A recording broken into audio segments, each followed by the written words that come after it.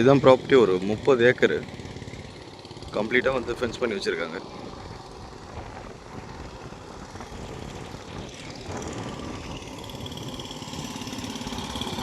இந்த மரம் தெரியுது பார்த்தீங்களா, அதுலேருந்து ஃப்ரண்டேஜ். பின்னாடி பவுண்டரி மாடு தெரியுது. நான் இந்த இடம் சுற்றியும் ஃபென்ஸ் பண்ணி தான் வச்சுருக்கு.